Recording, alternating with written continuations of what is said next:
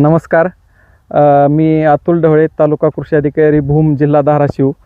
आणि हे आमचे सर्व मित्र आहेत, सापटणे गावचे शेतकरी आहेत. आम्ही आज प्रवीण एक खोड तंत्रज्ञानाला मानेसाहेबांच्या प्लॉटला व्हिजिट केली. या ठिकाणी आम्हाला असं दिसून आलं की या ठिकाणी वीड मॅटचा वापर केलेला आहे. त्यामुळे कुठल्याही प्रकारचं तण या ठिकाणी येत नाही, तसेच वॉटर शूट येत नाहीत. आणि एक खोड असल्यामुळे आणि पूर्ण खोडावर सूर्यप्रकाश पडत असल्यामुळे कुठल्याही प्रकारचा पिन होल बोरचा या ठिकाणी अटॅक होत नाही. तसेच निमॅटोडचाही रेस्ट पिरियडला जे हे उघडून ठेवल्यावर पूर्ण मातीला सूर्यप्रकाश मिळतो, त्यामुळे निमॅटोडचाही प्रादुर्भाव या ठिकाणी दिसून येत नाही असं निदर्शनास येतं. तसेच या ठिकाणी आपण पाहू शकतो की झाडाच्या पानांची जी क्वालिटी आहे ती अतिशय एकदम चांगली दिसून येते. त्यामुळे जे फळ लागणार आहे ते एकदम असं कणखर आणि आपल्याला 500 ग्रॅमच्या पुढे जवळजवळ 700-800 ग्रॅमपर्यंत याचं उत्पादन मिळू शकतं. तसेच याचा जो छाटणीचा खर्च आहे तो एक खोड असल्यामुळे फक्त 10 ते 15 रुपये येतोय. आणि हँड प्लिकिंग किंवा मग मजूर न लावता महिला जे मजूर आहेत त्यांच्याकडून आपण ही छाटणी करून घेऊ शकतो. आणि जर आपण रेग्युलर जे छाटणी करतो त्यामध्ये 4 खोड असतील तर त्याला फोडण्याला 20-25 रुपये आणि नंतरच्या छाटणीला 25-30 रुपये, म्हणजे असे 60 ते 70 रुपये एका झाडासाठी खर्च येतोय. तो आपला कमी होऊन 15 रुपयापर्यंतच एका झाडाचा आहे. आणि एक खोड असल्यामुळे आणि प्रत्येक ठिकाणी फांदी आहे, त्याला प्रत्येक ठिकाणी सूर्यप्रकाश मिळतोय.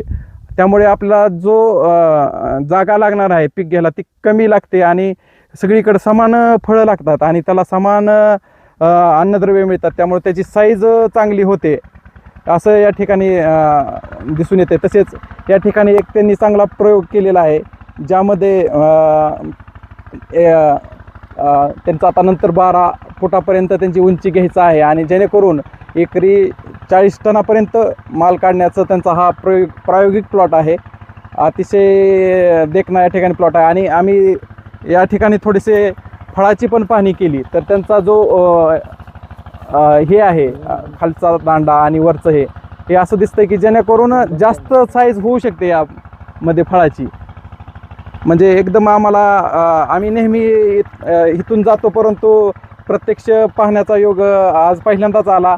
अतिशय चांगलं वाटलं. ज्या शेतकऱ्यांना कमी क्षेत्र आहे, म्हणजे 1-2 एकर आहे, त्यांनी याचा वापर करण्यास काही हरकत नाही, जेणेकरून कमी क्षेत्रामध्ये जास्तीत जास्त शेतकऱ्यांना उत्पन्न मिळणार आहे. आणि फवारणी जे आहे, फवारण्याचा जो खर्च आहे तो खूपच कमी होणार आहे, कारण पूर्ण सूर्यप्रकाश मिळत असल्यामुळे जास्त. आणि इथं कसं आहे की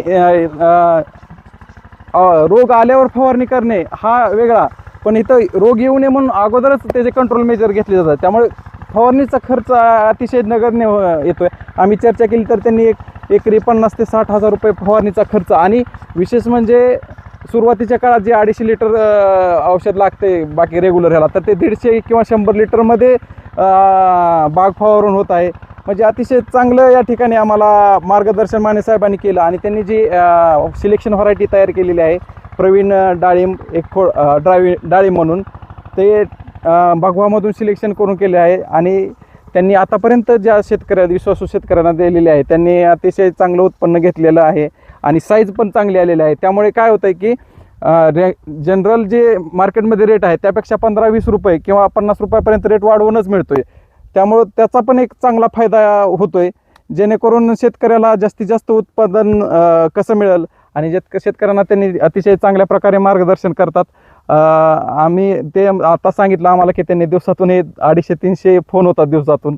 आम्ही पण त्यांना सकाळी 3-4 वेळा फोन केला, वेटिंग लागला. नंतर त्यांच्याशी कॉन्टॅक्ट झाला. ते म्हणले या तुम्ही प्रत्यक्ष तुम्ही पाहणी करा, भेटून आपण चर्चा करू. आम्हाला अमूल्य त्यांचा वेळ दिला त्याबद्दल आम्ही त्यांचे आभार मानतो आणि धन्यवाद. साहेबांकडे आम्ही ह्याच्या अगोदर पण बऱ्याच वेळा आलो आहे. नेहमी आमचं येणं जाणं असतं.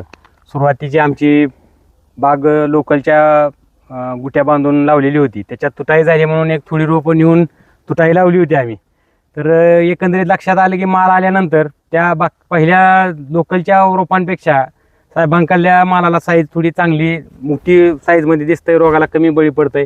नवीन आम्ही सगळी शेतकरी यंदा एक 25 एकर बाग नवीन लावणार होतो, तर रोपा संदर्भात पण भेटायचंच होतं. तर आवर्जून साहेबांची पण भेट होईल म्हणून प्रवीण साहेबांना फोन करून आवर्जून भेटायला पण आलो. तर आल्यानंतर एकंदरीत लक्षात आलं की लागवड पद्धत पण वेगळी आहे.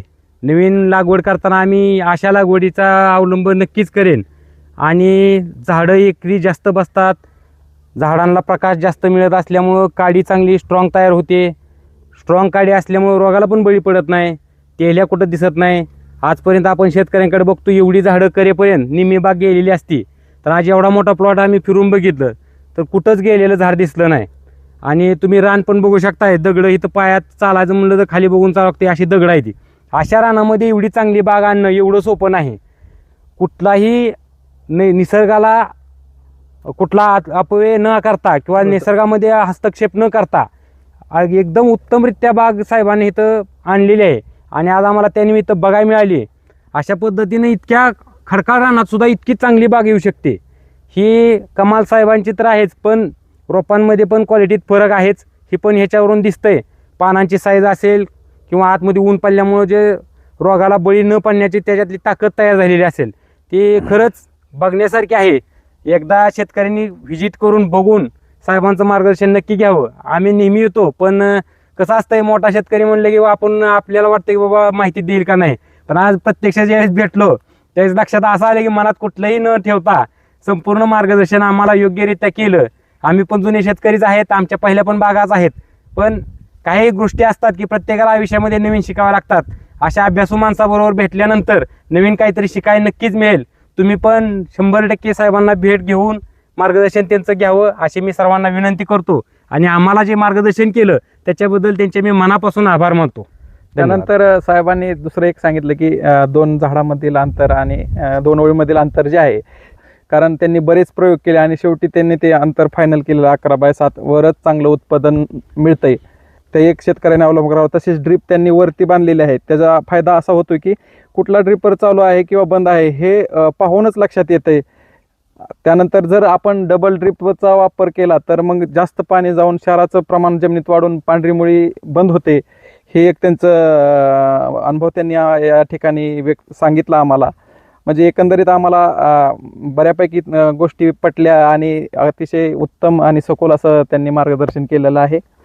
त्याबद्दल मी पुन्हा एकदा साहेबांचं धन्यवाद देतो आणि थांबतो. करा बंद.